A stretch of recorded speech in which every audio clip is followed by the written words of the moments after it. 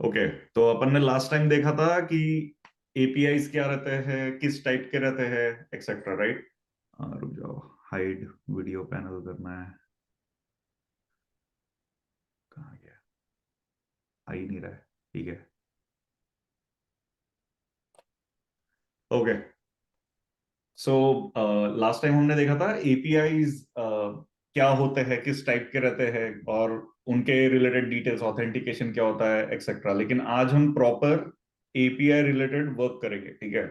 तो जैसे ये एक एपीआई है, रेस्ट कंट्रीज। सो ये रेस्ट एपीआई। ओके। हमने types of APIs last time देखे थे, एंड ये किसी ने ओपन सोर्स रखा है। ओके। सो कोई भी एक्सेस कर पाएगा इसको। एंड इन सब में इन्होंने काफी कुछ ऐड किया है, यानी आप देखोगे यहाँ पे, अगर मैं थोड़ा जूम इन करता हूँ, तो सारे कंट्रीज का एक एपीआई बनाया उन्होंने, ऑल। फिर नेम सर्च करने के लिए एक अलग से एंड पॉइंट बनाया है। तो मेन अपना एपीआई सर्वर ये है। एंड देन ये जो बाकी का जो पाथ है, उसको पाथ बोलो, रिसोर्स बोलो, एंड पॉइंट बोलो, कुछ भी बोलो, ठीक है? तो अलग अलग एंड पॉइंट्स है अलग अलग चीजों के लिए। ओके। तो हम आज के सेशन के लिए ये यूज करेंगे, क्योंकि ये काफी अच्छा डिटेल देता है अपने को, और फ्री में भी है। तो हमको कोई एपीआई बनाना नहीं पड़ेगा। ठीक है। तो एक एपीआई कॉल करते हैं, जैसे ये ऑल फॉर एग्जांपल। ठीक है। तो अगर मैं इसको न्यू टैब में ओपन करूं, तो ये जैसे इसको मैंने अभी न्यू टैब में कॉल किया, तो ये एक्चुअल में ये रिक्वेस्ट गया बैकएंड पे यानी सर्वर पे, और उसने बोला कि मुझको ऑल जो भी एंड पॉइंट है उसके रिलेटेड डिटेल्स दो। तो अब यहाँ पे आप देखोगे नेम दे दिया उसने, क्रिसमस आइलैंड, टेरिटरी, एक्सेट्रा, ये सब दे दिया पूरा एक रिलेटेड। और ट्रांसलेशंस यानी अरेबिक में क्या बोलते हैं उसको, फिर ये बीआरई लैंग्वेज में क्या बोलते हैं, एंड देन अलग अलग लैंग्वेजेस में क्या क्या नेम से कॉल करते हैं उसको। ठीक है। तो ये इसने इतनी सारी एंट्रीज दी है, बहुत सारी। सो हर एक कंट्री और इन सब के रिलेटेड उन्होंने डिटेल्स दे दिए। कोट ऑफ आर्म्स, फ्लैग्स कौन से है उसके उसके पाथ्स दे दिए हैं। ये जो पीएनजी फाइल है, that is a flag. Okay. तो ये जो भी सिंगापुर, कोरिया, जो भी रहेगा। ओके। तो बेसिकली ये पूरे डिटेल्स अपन को ये एपीआई एंड पॉइंट से मिले। लेकिन ये बनाया कैसे होगा? तो बैकएंड पे जब ये कॉल हुआ होगा, तो कोई एक कोड रन हुआ होगा, एंड उस कोड के थ्रू अपन को ये डिटेल्स कोई तो भी फाइल या डेटाबेस में जहां पे भी स्टोर्ड होगा, वहां से ये फेच हुआ, और जेसन फॉर्मेट में, क्योंकि ये जेसन है पूरा, ठीक है? तो जेसन फॉर्मेट में उसने भेज दिया अपने को ये डेटा। अभी इसके तरीके हैं। अगर आप यही चीज, अगर रन टाइम पे जैसे अपना ओल्ड बैश वे है, कर्ल करके अपन ने, क्या कहते हैं, कर्ल किया, और डायरेक्टली अगर आपने ऐसा पास किया, तो आपको वही डिटेल मिलता है। ओके। सो कर्ल कमांड का बाय डिफॉल्ट गेट रिक्वेस्ट होता है। तो हमने टाइप्स ऑफ रिक्वेस्ट भी देखे थे। गेट यानी आप रिक्वेस्ट कर रहे हो कुछ डेटा के लिए। पोस्ट यानी आप कुछ डेटा या पैरामीटर्स भेज रहे हो एपीआई को, ताकि वो कुछ फंक्शन कर पाए। एंड देन पुट करके जो रिक्वेस्ट रहता है, उससे आप अपडेट्स करते हो। सो वो लिख लेता हूं मैं, रुक जाओ। API new file temp.py get for getting information. Okay. फिर पोस्ट रहता है, जिसमें आप कुछ पार्ट ऑफ पैरम्स भेजते हो to get certain data back. Okay. और पुट करके एक रहता है, जिसमें आप अपडेट करते हो बैकएंड पे डेटा को, update the data. Okay. So put basically जब भी कोई फ्रंट एंड डेवलप कर रहा है कि यूआई से कुछ इनपुट्स ले और बैकएंड पे अपडेट करे, तो पुट रिक्वेस्ट जाती है। यूजुअली जैसे अपन ने ये कर्ल कमांड अभी रन किया, उसमें ये गेट रिक्वेस्ट गई। एंड कभी कभी हम पोस्ट रिक्वेस्ट भी करते हैं, ताकि हमको अगर कुछ पैरामीटर्स भेजने हैं, कि फिल्टर कंडीशंस या कुछ भेजना है, तब जाके पोस्ट भी यूज करते हैं। But get and post and put, ये सब किस टाइप का एपीआई है उस पर डिपेंड करता है। तो जब एपीआई बनता है, तब वो डिफाइन करना पड़ता है कि ये गेट रिक्वेस्ट लेगा ये एंड पॉइंट के लिए, कि पोस्ट लेगा कि पुट लेगा, ठीक है। तो ये बेसिक स्ट्रक्चर है उसका। ठीक है? अभी अब अगर वापस गए अपन पेज पे, तो ये सिंपल कर्ल कमांड थी, यानी ये डायरेक्टली मैंने यूआरएल लिया, यानी एंड पॉइंट लिया पूरा, एंड कर्ल कर लिया, ठीक है। अभी लेकिन आप देखोगे ये पूरा ऐसे जेसन फॉर्मेट यहाँ पे ही आ गया है, ठीक है। तो ओल्ड वे में हम क्या करते थे, एक छोटा सा एग्जांपल लेते हैं, अपन वापस जाते हैं रेस्ट कंट्रीज में, कोई स्मॉल एग्जांपल लेते हैं, नेम। अभी ये नेम का एपीआई लिया मैंने, और इधर देखो ब्रैकेट में नेम करके प्रोवाइड करना है, तो दिस इज अ वेरिएबल। हम यहाँ पे जो भी प्रोवाइड करेंगे उसके रिलेटेड डिटेल्स देंगे, ओके। तो अब एक काम करते हैं, इंडिया का करके देखते हैं। ओके, सो अभी इसने जब इंडिया, मैंने वेरिएबल पास किया इस एपीआई को, तो इसने क्या किया, इसने जहां पे भी नेम में कॉमन में इंडिया था एज अ स्ट्रिंग, वो उसने दे दिया। अब अपना इंडिया भी होगा, ये रहा, ठीक है, रिपब्लिक ऑफ इंडिया, ठीक है। तो बेसिकली उसने कितने एंट्रीज दिए, दो दिए एंट्रीज। इंडिया जब सर्च किया मैंने, तो ये लेते हैं अपन, ताकि थोड़ा डुएबल रहे आउटपुट। इसको बंद कर देते हैं, क्लियर कर्ल।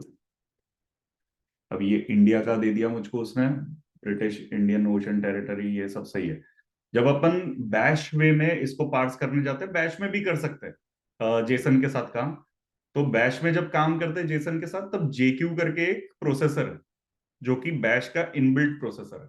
अब यहाँ पे मैं अगर जेक्यू इन बैश, काफी लोगों को पता होगा कि ये प्रोसेसर क्या है, तो ये जेसन को प्रोसेस करने के लिए ये पावरफुल टूल है, ओके। तो आप अपने वैल्यूज को इस वे में एक्सट्रैक्ट कर सकते हैं, तो देखते हैं कैसे। अब जैसे ये अगर मुझको नेम एक्सट्रैक्ट करना है, तो मैं क्या करूंगा, इसको पाइप जेक्यू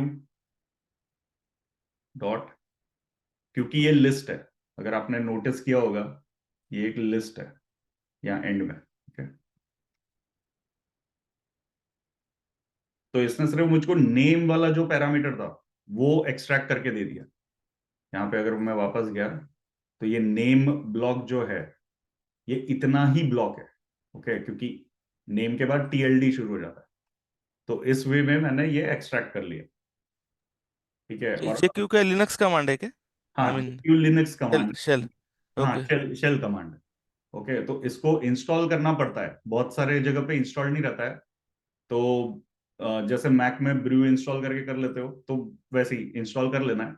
एंड देन ये जो चीजें है, ये स्टैट्स है कि आपने ये जो यूआरएल हिट किया, तो उसमें क्या स्टैट्स थे, कितना पैकेट्स रिसीव हुआ, बाइट स्पीड क्या थी, एक्सेट्रा। तो इसको अगर आपको नहीं चाहिए, तो कर्ल का एक -s ऑप्शन रहता है साइलेंट, वो दे दोगे तो वो विदाउट उसके दे देगा, ठीक है। तो ये कर्ल के फंक्शनैलिटीज हो गए। और अपन ने स्टार्टिंग में देखा था, मैन कर्ल करके करोगे तो सारे ऑप्शंस आप रीड कर पाओगे, ओके। तो ऐसे अपन आगे बढ़ सकते हैं। एंड देन इससे बाहर निकल जाता हूं मैं, एक और एग्जांपल लेता हूं। अपन को अगर ये राइट करना है सपोज, है ना, तो आई मीन राइट करने के लिए तो बेटर वही है ऑप्शन अपना, टेस्ट डॉट जेसन। हमने ये जेसन राइट किया, एंड देन ये पूरा जेसन फॉर्मेट में ही आ गया, ठीक है। तो राइट करने का भी इजी है ऐसा। लेकिन आप अज्यूम करो कि आपको सपोज ट्रांसलेशंस निकालने हैं, एंड देन ऑफिशियल जो भी स्टेटमेंट है, स्ट्रिंग है, वो निकालनी है, और बहुत सारे चीजों के लिए निकालनी है। तो ये जेक्यू कमांड थोड़ा सा ट्रबलसम है, यानी राइट करने के लिए dot name dot PR dot official ऐसा बहुत सारा लिखना पड़ेगा, और लूप में भी रन करना पड़ेगा, ओके। सो इतना इजी नहीं रहेगा अगर जब आप बड़े जेसन के साथ काम कर रहे हो। तो बेटर है आप पाइथन में, क्योंकि पाइथन में जेसन जब आएगा तो डिक्शनरी फॉर्मेट में आप रीड कर पाओगे, लूप कर पाओगे, जो कि बहुत ही इजी वे में आप कर पाओगे, ठीक है। तो इसीलिए ये बैच हो गया। कभी भी आप शॉर्ट टर्म टेस्टिंग करते हो कि एंड पॉइंट चल रहा है कि नहीं, एक्सपेक्टेड रिजल्ट दे रहा है कि नहीं, एकदम क्विक चेक करना है कि रीच हो रहा है कि नहीं। बहुत बार क्या होता है, फायरवॉल के कारण वो एपीआई तक पहुंच ही नहीं पाते हो। ओके, तो मेन ये सब छोटे मोटे टेस्ट करने के लिए ये बहुत ही सही मेथड है, कर्ल। ओके, क्योंकि आपको बड़ा सा एक पाइथन का कोड नहीं लिखना पड़ता इसके लिए। ओके, सो ये इसलिए मैंने बताया क्योंकि स्मॉल टेस्ट इससे कर लो, एंड देन अगर आपको प्रोग्रामिंग करनी है तब जाके अपन पाइथन की पैकेज जो है, जो पाइथन का पैकेज है, रिक्वेस्ट। ओके, सो ये रिक्वेस्ट क्या करता है ना, ये एक्चुअल में एग्जैक्टली लाइक कर्ल है, लेकिन वो पाइथन रिप्रेजेंटेशन देता है अपने को। बैकएंड पे कर्ल रन नहीं कर रहा वो, लेकिन टाइप ऑफ कर्ल अपने लिए। ओके, और ये जो मेथड्स है ये बहुत इंपॉर्टेंट है जब अपन रिक्वेस्ट रन करते हैं। तो फॉर एग्जांपल यही अगर यूआरएल लेता हूं मैं। ओके, मैंने रिक्वेस्ट पैकेज को इंपोर्ट कर लिया है, अभी तक कॉल नहीं किया कुछ। ठीक है, अभी जब मैं अगर लिखता हूं रिक्वेस्ट डॉट, तो ये मुझको तीन चार जितने भी टाइप्स ऑफ कॉल्स रहते हैं, जैसे post, get, put, session, request, patch etcetera, ये देता है। साथ में मुझको अलग एरर हैंडलिंग के लिए भी देता है, and then time out set करने के लिए भी देता है। तो बहुत सारे पैरामीटर्स अलग से देता है। ठीक है, लेकिन हम अभी के लिए फोकस करते हैं गेट पे। ठीक है, क्योंकि अपन ने कर्ल किया जिसका बाय डिफॉल्ट गेट रिक्वेस्ट इसको गया, एंड अपन को ये जेसन मिला। ठीक है, तो हम गेट करेंगे। जैसे मैंने गेट किया तो पहला मैंडेटरी फील्ड जो है वो है यूआरएल। ओके, सो यूआरएल की जगह पे अपन यूआरएल डाल देंगे। और यहाँ पे आप नोट करोगे यूआरएल इक्वल्स यूआरएल, ऐसे ऐसे दे रहा हूं मैं, लेकिन आप ऐसे भी कर सकते हो, कोई प्रॉब्लम नहीं है। पैरम्स, सो पैरामीटर्स क्या होते हैं, जब भी हमने आपने शायद देखा होगा आपके यूआरएल में क्वेश्चन मार्क के बाद variable one equals Sarthak, and then and variable two equals Patel, ऐसा कुछ रहता है। सो ये जो क्वेश्चन मार्क है, इसके बाद जो भी चीजें लिखी रहती है यूजुअली वो पैरामीटर्स रहती है। ओके, एंड ये क्यों लगता है? तो सपोज इंडिया करके जो एंड पॉइंट है उस पे अगर सपोज एक एग्जांपल लेते हैं कि ये कंट्री के एंड पॉइंट पे मुझको लिस्ट ऑफ पॉपुलेशन मिला रहता जिसमें नेम और सरनेम सर्च करना है आपको कि है कि नहीं। तो अगर वो एंड पॉइंट में कॉन्फ़िगर्ड रहा रहता, जब मैं अगर सपोज ये एंड पॉइंट बना रहा हूं और मैंने बोला कि ये वेरिएबल वन और टू भी ले सकता है, तब जाके आप ये पास करोगे, नहीं तो नहीं करोगे। नहीं तो वो लेगा भी नहीं, है ना, एरर दे देगा। ठीक है, वो हम आगे देखेंगे। तो जब मैं ये कर रहा हूं तो मैं इसको एक काम करूंगा, मैं गेट रिस्पॉन्स में डाल दूंगा। ओके, एंड देन इसको प्रिंट कर देंगे, गेट रिस्पॉन्स। ओके, अभी इसको अपन चला लेते हैं।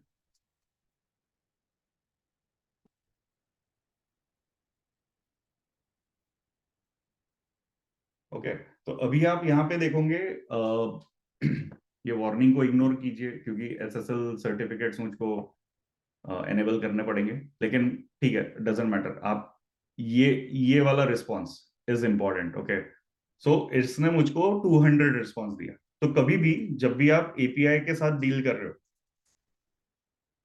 तो ये हमेशा से कंसिस्टेंट रहेंगे कि 200 से 299। अगर एरर कोड या स्टेटस कोड या रिस्पॉन्स कोड 2 से स्टार्ट हो रहा है तो it is kind of successful, success. Okay, हमेशा। ठीक है, बीट एनी लैंग्वेज, ये हमेशा से कंसिस्टेंट है ये, क्योंकि स्टैंडर्ड्स है। ओके, लेकिन 200 इज एग्जैक्ट सक्सेस, जैसे आपने यहां देखा 200। बहुत बार आप देखोगे 201 भी मिला। तो क्या होता है, जिसने भी ये एपीआई बनाया ना, उसने सक्सेस के अलग अलग क्राइटेरियाज बनाए। सपोज ये इंडिया मैंने गेट किया और मुझको डेटा बैक मिला, तो मैं 200 दे दूंगा। अगर मैं बनाते वक्त ऐसा बोलूं कि अच्छा ये मिला नहीं अगर उसको, तो वो बना दे अपने लिए। ओके, तो क्रिएटेड या वैसा कुछ इम्प्लीमेंटेड। ठीक है, तो ऐसा भी सक्सेस हो सकता है, लेकिन हमेशा से जो डेटा इंजीनियरिंग या जो भी बना रहा है एपीआई, वो हमेशा से ये रेंज में सक्सेस कोड्स ही रखेगा। ठीक है, अभी तो यहाँ पे दूसरे सर टाइप्स जब ऑफ। उसने हाँ, एग्जैक्टली देखा जाए तो सिर्फ रिटर्न कोड दिया है, तो वो तो पेज का कर्ल्ड यानी हाँ कैप्चर हाँ, वो मैं कंटेंट तो बताता नहीं हूँ। दिया, राइट? नहीं नहीं नहीं, वो दिया है उसने। एक्चुअली ये जो है ना, ये ऑब्जेक्ट है, ये रिस्पॉन्स ऑब्जेक्ट है। Okay okay. इसके पैरामीटर आएगा वो, आपको डिटेल्स भी दिखेंगे ऐसे जेसन फॉर्मेट में। ओके, लेकिन ये समझना इंपॉर्टेंट है, 200 यानी सक्सेस। ओके, हाँ। एंड देन 400 से 499 तक जो भी आता है वो एरर्ड आउट है। okay? यानी कोई भी एपीआई में रिलेटेड कुछ एरर हुआ है, इसलिए आपको 400 से 499 के बीच में कुछ तो भी एक कोड मिलेगा, जिसके कारण आपको पता चल जाएगा कि ये कुछ तो फटा है। ठीक है, एंड देन 500 जो रहता है वो इंटरनल सर्वर एरर है। तो ये हमेशा से ऐसे ही रहा है, इंटरनल सर्वर एरर। ये कब आता है यूजुअली? जब आपका रीच ही नहीं हो पा रहा है, रेस्ट कंट्रीज डॉट कॉम तक ही नहीं पहुंच रहा है। ओके, तो आपको 500 मिलेगा। या कुछ तो भी एंड पॉइंट तक पहुंच नहीं पा रहा है ड्यू टू सम नेटवर्क, और कुछ तो गलत कर रहे हो उसके कारण, तो ये 500 मिलेगा। एपीआई में इश्यू आया तो ये, ओके, रीच ही नहीं हो पा रहा है या ना एपीआई तक पहुंचे ही नहीं हो, तो ऐसा कुछ आएगा। ठीक है, एंड सक्सेस हुआ है तो ये आएगा। ठीक है, तो ये स्टैंडर्ड्स है, ये हमने हमेशा याद रखना है, कोई भी एपीआई के साथ डील कर रहे हो, कभी भी कोई भी लैंग्वेज में। ठीक है। ओके, अभी जैसे अपन ने ये देखा, एक काम करते हैं, नोटबुक में चले जाते हैं, इजी जाएगा, बार बार नहीं रन करना।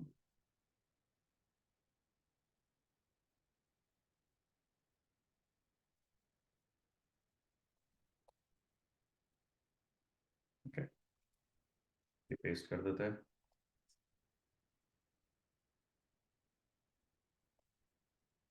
परफेक्ट, रिस्पॉन्स 200 ना।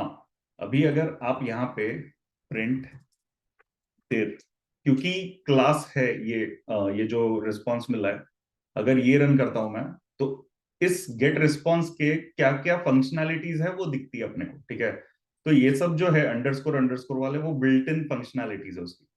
लेकिन इसके साथ साथ आपको रिक्वेस्ट जो पैकेज है ना, वो क्या करता है, जब भी आपका रिस्पॉन्स रहता है उसमें बाकी सब चीजें भी डाल देता है, एनेबलर्स, यानी जो जो भी आपको डेटा फेच करना है। सो फॉर एग्जाम्पल, अब जैसे अगर मैंने यहाँ पे get response dot status code लिखा, तो मुझको 200 मिलेगा। ओके, वैसे ही जैसे आपका एक क्वेश्चन था कि जेसन, तो यहाँ पे आप देखोगे जेसन करके एक ऑब्जेक्ट है, यानी फंक्शन है, जो ये इनबिल्ट देता है मुझको। मैं ये रन करूंगा तो मुझको जेसन स्ट्रिंग मिलेगी उसकी। ओके, एंड देन अगर मुझको ये पूरा जो डिटेल है, वो अगर मुझको टेक्स्ट फॉर्मेट में चाहिए, तो वो भी मिलेगा मुझको। सॉरी, टेक्स्ट ऐसे नहीं रहता है। ओके, सो आप यहाँ पे देखोगे, ये पूरा उसने स्ट्रिंग के अंदर डाल दिया। ठीक है, तो बेसिकली एज अ स्ट्रिंग ही दे रहा है वो आपको, एज अ डिक्शनरी या जेसन नहीं दे रहा है। ओके, एंड देन अगर हम और एक दो चीजें देखते हैं जो इंपॉर्टेंट है, वो है रीजन। तो गेट रिस्पॉन्स डॉट रीजन, ये भी इंपॉर्टेंट है। ओके, सो अगर फेलियर आता है ना, तो रीजन करके जो कीवर्ड है ना, उसमें आपको रीजन दिया रहेगा कि किस रीजन से वो फेल हुआ। ओके, सो इसलिए ये इंपॉर्टेंट है। लेकिन मैक्सिमम टाइम ये जो मैंने 5-6 फंक्शंस बताए, उसी में काम होता है यूजुअली। ओके, कोई क्वेश्चन है इसमें? परफेक्ट। सो आप ये रेस फॉर स्टेटस और ये सब एक्सप्लोर कर सकते हो, ये काफी एरर हैंडलिंग और इन सब में काम आता है। ओके, एंड देन एपीआई में जब रिस्पॉन्स आता है वापस, तो एक और चीज है जो इंपॉर्टेंट है, वो है पैजिनेशन। ओके, सो क्या होता है, ये एपीआई अगर आप देखोगे, ये बहुत बड़ा रिस्पॉन्स है ना, तो बहुत सारे एपीआई ऐसे बिल्ट होते हैं कि वो सिर्फ आपको 100 लाइन ही देंगे वापस, या 100 डिक्शनरीज का ही डेटा देंगे। तो आपको अगर सपोज वैसे टाइप ऑफ एपीआई में 2000 रिकॉर्ड्स निकालने हैं, तो आपको क्या करना पड़ेगा, उसको 100 के बाद उसको पैजिनेट करना पड़ेगा। उसको पैजिनेशन बोलते हैं, कि आप एक पेज से दूसरे पेज पे गए, उसका डेटा निकाले, तीसरे पेज पे गए, उसका डेटा निकाले। तो इसको बहुत ही इंपॉर्टेंटली पैजिनेशन बोलते हैं। तो ये क्या होता है, इसमें हर एक रिस्पॉन्स में जब भी कोई ऐसा रिस्पॉन्स आता है, तो एक नेक्स्ट टोकन रहता है उसमें। ठीक है, यहाँ पे ये नेक्स्ट जो है, ये ऐसा एक टोकन जनरेट होता है, उस टोकन को आप पास करते हो, ठीक है, रिक्वेस्ट गेट को। तो वो हम देखेंगे आगे जब हम AWS पे काम करेंगे ना, तो वो पैजिनेशन करके जो कंसेप्ट है वो बहुत ही इंपॉर्टेंट होता है। तो वो हम देखेंगे, लेकिन ये पूरा रिक्वेस्ट और इससे रिलेटेड है, यानी वो अंडरस्टैंडिंग इंपॉर्टेंट है, इसलिए वो मैं रेफर कर रहा हूँ यहाँ पे कि आपने हमेशा से उसको पैजिनेशन के वक्त ध्यान देना है कि ये सब चीजें बहुत यूजफुल है। ठीक है। कैजिनेशन क्या बोल रहे हो, स्पेलिंग लिखोगे क्या, वर्ड हाँ के लिए? हाँ हाँ, पैजिनेशन। अच्छा, pagination, pagination, okay. Pagination, okay. Next next page जो रहता है, मान लो नेक्स्ट किसी पेज, जगह पे करेक्ट। आपको लिस्ट क्वेरी का आउटपुट आया, but it is found on 3 pages 4 pages, तब नेक्स्ट करेक्ट, नेक्स्ट पेज पे जाने का रहेगा तब। राइट। तो वो एक क्या है, एक टोकन रहता है, जो एक नेक्स्ट टोकन करके या नेक्स्ट या JWT ऐसा करके कुछ एक टोकन आएगा, ये पूरे ब्लॉक में ही, ये पूरे जेसन ब्लॉक में ही एक टोकन आ जाएगा। और वो अगर टोकन है तो आप नेक्स्ट पेज पे जाओगे, नहीं है तो वो खत्म हो गया वहां पे, वैसा। तो वैसे एपीआईज बनते हैं, सो वो एपीआई की फंक्शनैलिटी, तो किसी बंदे ने जिसने एपीआई बनाया उसने वो इम्प्लीमेंट करना जरूरी हो जाता है, ठीक है। लेकिन ये इंपॉर्टेंट है। प्लस अभी गेट रिस्पॉन्स हमने उस दिन देखा था कि कोई भी एक कॉल रहता है जैसे, तो उसमें क्या क्या इंपॉर्टेंट रहता है, एक मैसेज रहता है, एक यूआरएल रहता है और एक हेडर रहता है, राइट। तो हेडर को भी रीड कर सकते हो।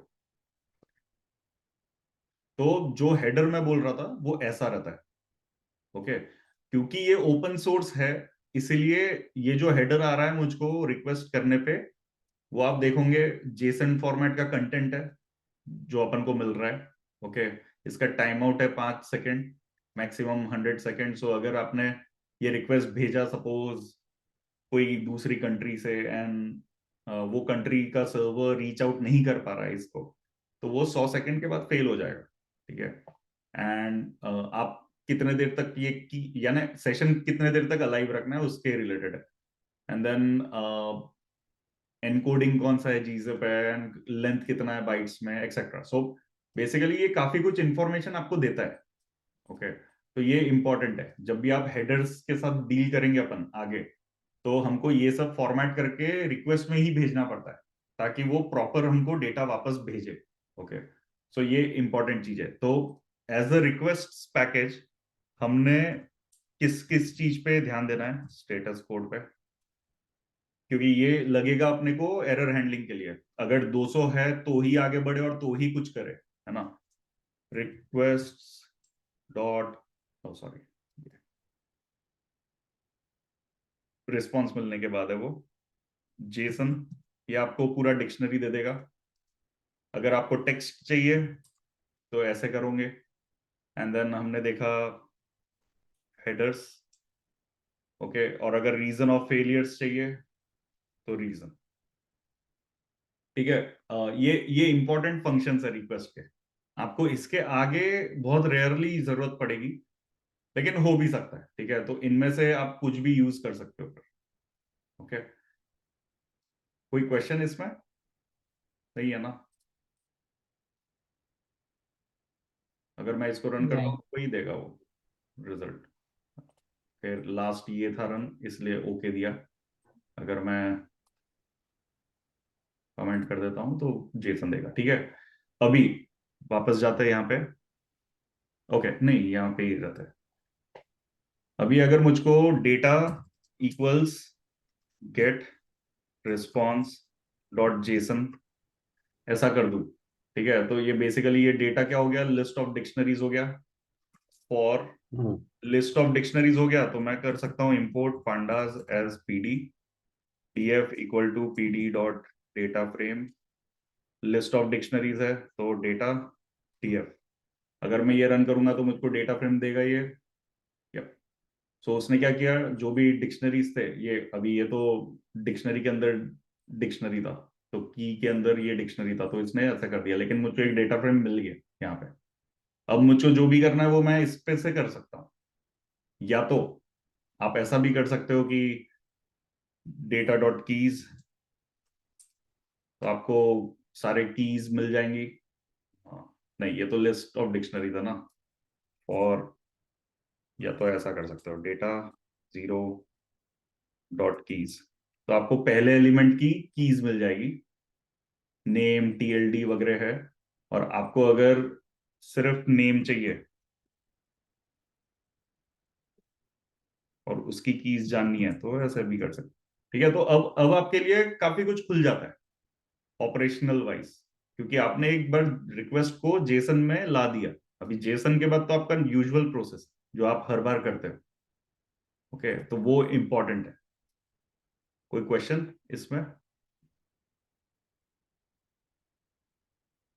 देखो, पांडास डेटा फ्रेम की प्रैक्टिस आपने की होगी या तो नहीं की होगी, तो वो जब करोगे तो ये सब चीजें एक साथ एक जगह पे फॉल हो जाएगी, क्योंकि आप सब कंसेप्ट्स को एक साथ यूज कर पाओगे इसीलिए।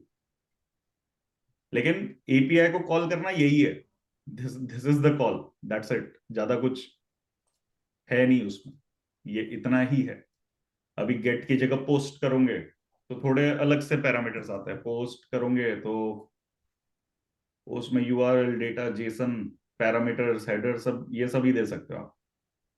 ओके, सो बस आपका depending upon type of API ये सब चेंज होता रहेगा। ओनली रिस्पॉन्स, ऑथेंटिकेशन डालना पड़ेगा अगर कोई सिक्योर्ड हाँ, वेबसाइट है तो, मतलब करेक्ट, ऑप्शन में, right? User correct, ID, password या ऑथेंटिकेशन की, समथिंग लाइक दैट। करेक्ट, क्योंकि ये करेक्ट, तो ओपन है ना, इसलिए डायरेक्टली हमने यूआरएल दे दिया एग्जैक्टली, कि एग्जैक्टली। हम्म। तो एक काम करते हैं, मैंने ना एक और सर्च किया था, रैपिड एपीआई। सो ये रैपिड एपीआई करके जो कंपनी है, वो आपको फ्री में एपीआई देती है। ओके, और इसमें फिर सपोज ये वाला मैंने सब्सक्राइब किया था, ठीक है, तो मूवी डेटाबेस इसका ट्राई करते हैं। ठीक है, तो इसमें क्या होता है, मुझको एक एप्लीकेशन बनाने बोला उसने, तो मैंने टेम्प मूवी ऐप बनाया। ठीक है, एंड देन उसने मुझको ये की और ये दिया ऑथेंटिकेशन के लिए। कहाँ गया ये मेरा की था। ठीक है, और फिर मैं अगर इसको टेस्ट करता हूं यहाँ पे,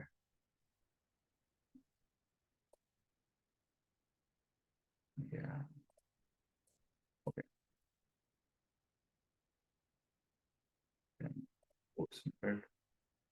ये ले लेते हैं अपन, पाइथन रिक्वेस्ट, कॉपी कोड,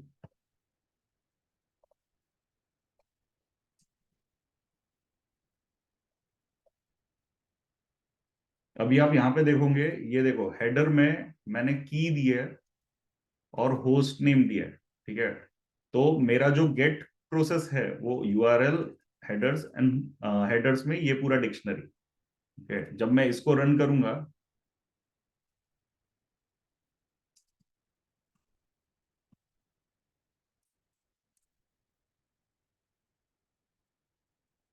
तो अभी कुछ रिक्वेस्ट मिला नहीं मुझको, क्योंकि ये टाइटल सीरीज है नहीं। अगर मैं वापस जाता हूं और कोई ढंग का कुछ करते हैं, एक्टर्स, ओके, एक्टर्स, ये यूआरएल दिया मैंने।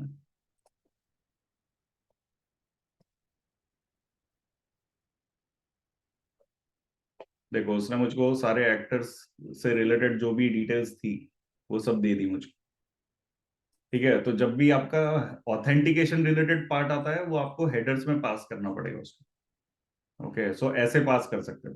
तो कल जाके अगर ओऑथ ऑथेंटिकेशन आया या बेरर टोकन वाला आया या आईडी पासवर्ड वाला आया, सो इस वे में कर सकते हो। या तो आप इधर देखोगे तो ये ऑथ करके एक पैरामीटर है इस फंक्शन का, गेट फंक्शन का ऑथ पैरामीटर है। और अगर आप इसका डॉक्यूमेंटेशन देखते हो रिक्वेस्ट का, ऑनलाइन हेल्प बहुत सारा मिल जाता है इसका। गेट मेथड के गेट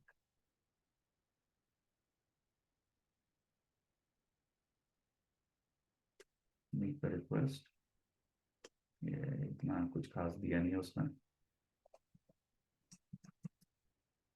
ऑथराइजेशन, इतना कुछ खास नहीं दिया है।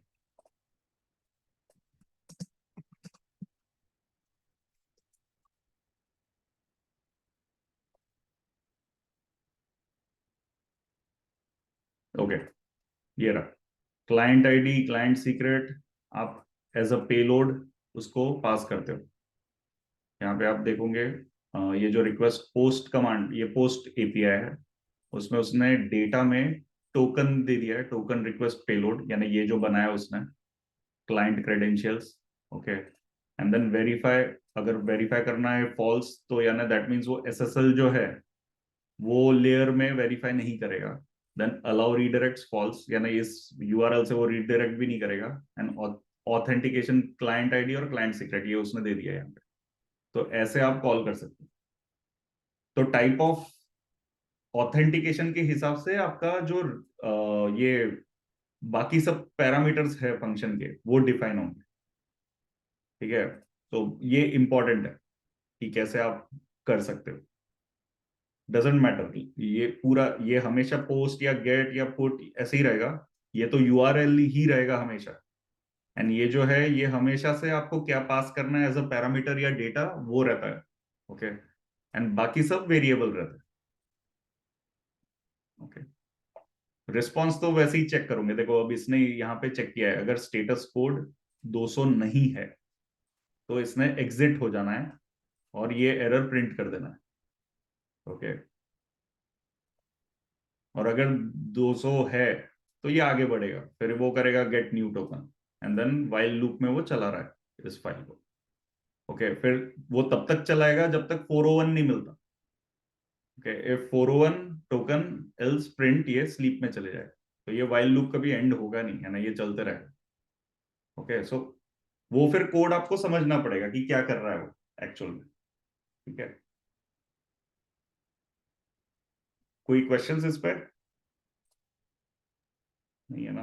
नहीं नहीं, मतलब अल्टीमेटली हमको ज्यादातर प्रैक्टिस डेटा फ्रेम पे करना है, क्योंकि बाकी तो सारा एक बार डेटा आ गया तो डेटा फ्रेम ही टेक केयर करने वाला है अपना, जो भी एग्जैक्ट अपने को स्लाइसिंग डाइसिंग करना है डेटा का। एग्जैक्टली, तो बेसिकली वो आपका तो डेटा फ्रेम मेन है आपका data frame, dictionary, list, for, while, if else, बस ये अगर आता है तो आप कुछ भी कर लोगे उसमें।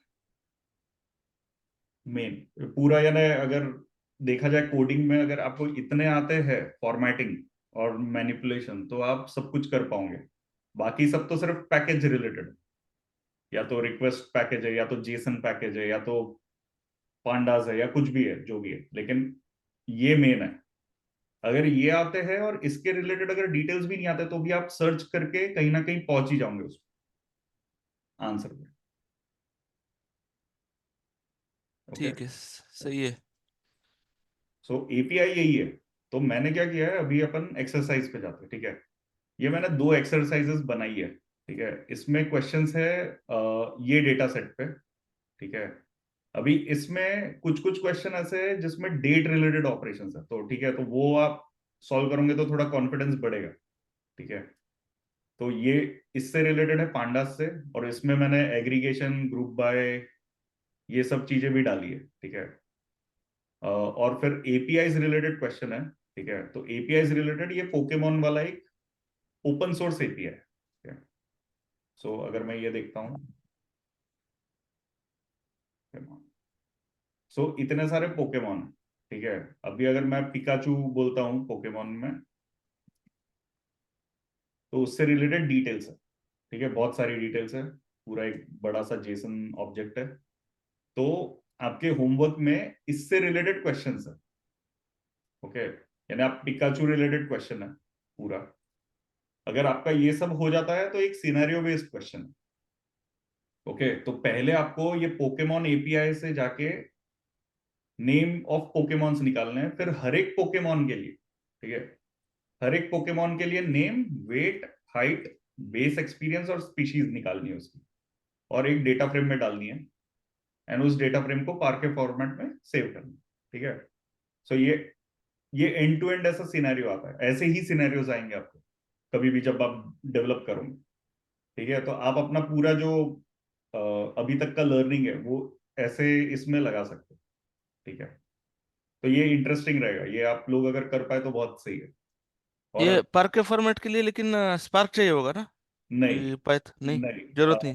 नहीं, जरूरत नहीं है। तो पार्केट फॉर्मेट जैसे, अगर मैं यहाँ गया वापस, ओके, तो टर्मिनल पे पिप इंस्टॉल करते हो, वैसे पिप इंस्टॉल पाई एरो करके करना है। तो पाई एरो इज अ लाइब्रेरी जो ये पार्केट फाइल और अलग पाइथन रिलेटेड फॉर्मेट्स और डेटा टाइप्स को टेक केयर कर लेती है। ठीक है, तो ये एक इंजन देता है बेसिकली इसको। एंड देन जब मेरे पास कोई एक डेटा फ्रेम है, सपोज ये डीएफ, इसको अगर मुझको पार्के में करना है तो सिर्फ डीएफ टू पार्के फाइल डॉट पार्के।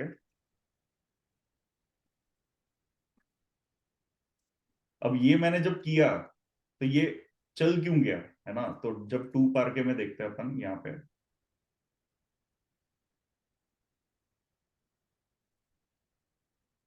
देखो यहाँ पे इंजन है। Okay, so engine is needed. या तो पायरो या तो फास्ट पार्के, ये दो इंजन है पाइथन में जो यूज करके वो पार्के फाइल राइट करता है। अगर आपने ये दोनों इंस्टॉल नहीं किए, ये दोनों में से कोई एक इंस्टॉल नहीं किया, तो वो चलेगा नहीं, वो फेल हो जाएगा। सपोज करके देखते हैं, अगर मैं यहाँ गया और मैंने पिप अनइंस्टॉल पायरो कर दी, ओके, अभी मैं ये जब चलाऊंगा तो ये फटना चाहिए। फेल हो गया, देखो, missing optional dependencies, no module five parquet form. Okay, तो बेसिकली आपको इंस्टॉल करना पड़ेगा ये। अभी जब मैं इंस्टॉल कर दूंगा तो ये चल जाएगा।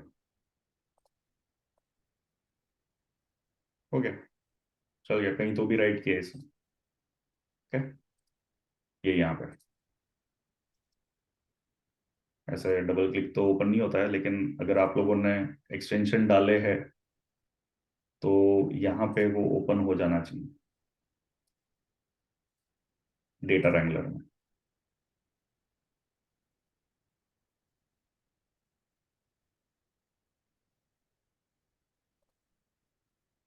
हो जाएगा वो। लेकिन हाँ, तो बेसिकली ये जरूरी है। तो वो सिनेरियो बेस्ड जो क्वेश्चन है, वो आपको एंड टू एंड ऐसे कैसे पार्स करना है, वेट निकालना है और लूप में जाना है, क्योंकि आपको हर एक पोकेमॉन का करना है, तो वो काम आएगा। ठीक है, तो ये इतना ही है अभी तो इस। राइटिंग, सॉरी आंसर दे, राइटिंग के लिए तो समझ गया तुम। वो पायर हो या दूसरा एक मॉड्यूल तुमने बताया। हाँ लेकिन अगर हमें पार की फाइल है सपोज अपने पास, उसको अभी रीड करना है, तो हाँ उसका भी कुछ है क्या? मतलब हाँ, बिल्कुल। आप अगर यहाँ उसको डेटा जाओगे, फ्रेम। हाँ। डेटा फ्रेम में रीड करना है, रीड पार्क है ये रहा। अच्छा, रीड पार के मतलब अलग अलग फॉर्मेट को भी रीड कर सकते हैं हाँ डेटा हाँ, कर पैंडाज में। सकते हो, यानी पांडास बहुत पावरफुल है ये। उसको जैसे अगर मैं इंजन यहाँ गया, चाहिए, ओके। अगर मैं यहाँ पे इंपोर्ट पांडास एज पीडी कर देता हूँ, तो पीडी डॉट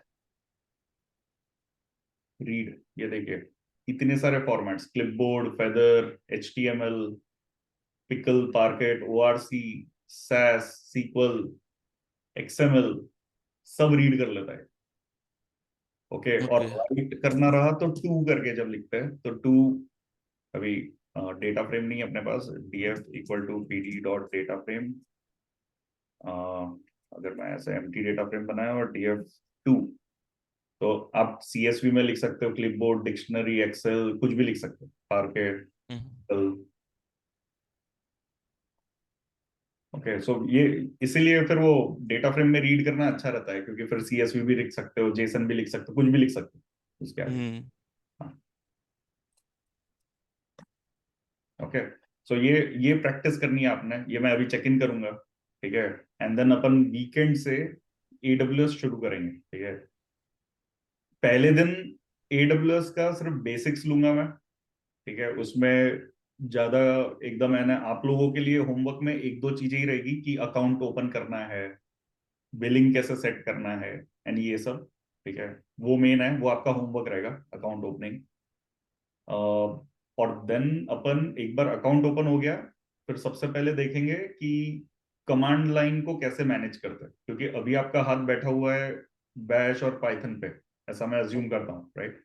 सो आप कमांड लाइन से कैसे एडब्ल्यूएस से इंटरेक्ट कर सकते हो वो पहले एक बेसिक नॉलेज एस्टेब्लिश कर देंगे अपन, एंड देन जैसे जैसे अपन आगे बढ़ेंगे जो जो सर्विसेज कवर करेंगे उन उन सर्विसेज को अपन कमांड लाइन से ऑपरेट करके देखेंगे, एंड इवन विद पाइथन, दोनों से। तो वो थोड़ा हैंड्स ऑन हो जाएगा और फिर उससे रिलेटेड होमवर्क्स आएंगे। तो मेन है इस सैटरडे से अपन एडब्ल्यूएस शुरू करेंगे। तब और फिर वो उस दिन ज्यादा होमवर्क नहीं रहेगा, तो आपका अगर ये होमवर्क सपोज, क्योंकि ये थोड़ा सा है, थोड़ा टाइम लग सकता है किसी किसी को, तो अगर वो एक दो दिन लगते भी है तो डोंट वरी, है ना, संडे तक कोई ऐसा हार्ड एंड फास्ट एकदम डिफिकल्ट वाला कुछ रहने नहीं वाला। ओके, न्यू ईयर से ही आगे का शुरू होगा फिर एक्चुअल हैंड्स ऑन। ये AWS का यार सर्टिफिकेट बेस्ड करते हैं क्या? मतलब एटलीस्ट एक जो हाँ बेसिक हाँ सर्टिफिकेट रहता है उसको हाँ। टारगेट टारगेट करते हैं कि अगर ये जब तुम्हारा सेशन हो जाएगा तो हम हाँ वो एग्जाम लेके खत्म करें, एटलीस्ट मैं, एक बेसिक। हाँ हाँ बिल्कुल, अगर रुको मैं ना पहले ये रिकॉर्डिंग बंद कर देता हूँ, एक ही मिनट।